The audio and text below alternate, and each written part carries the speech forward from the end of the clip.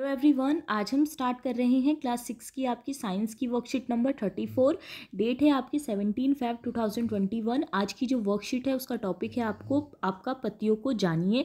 आइए स्टार्ट करते हैं। पत्ती पर रेखित संरचनाओं को सिरा कहते हैं। पत्तियों में दो प्रकार की सिराएं पाई जाती हैं। तो आपने अक्सर पत्तियां देखी होंगी जिसमें कई तरह की सिराएं होती हैं। आपने कई तरह की पत्ती देखी होगी, ठीक है।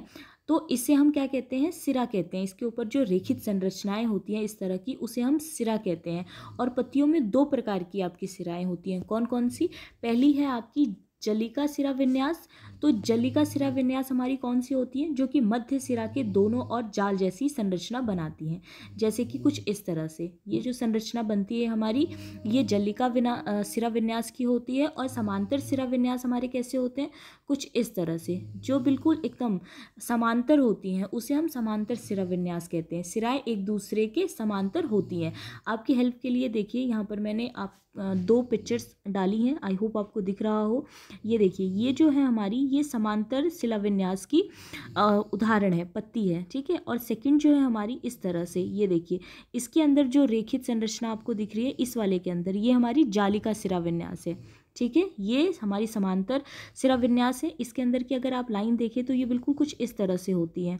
और जो हमारी जालिका होती हैं उसके अंदर कई तरह के इस तरह से आपको रेखित दिख जाएगा, ठीक है। कई तरह की संरचनाएं दिख जाएंगी, ओके। उसके बाद इसी पे बेस आपका क्वेश्चन है कि दिए गए पत्ती के आरेखित चित्र में जालिका और समांतर सिराविन्यास बनाइए। तो आप बना सकते हैं, जैसे ये वाली लीफ आप नोटबुक पे बना के कुछ इस तरह से बना सकते हैं। इस वाली लीफ को आप इस तरह से बना सकते हैं, ठीक है।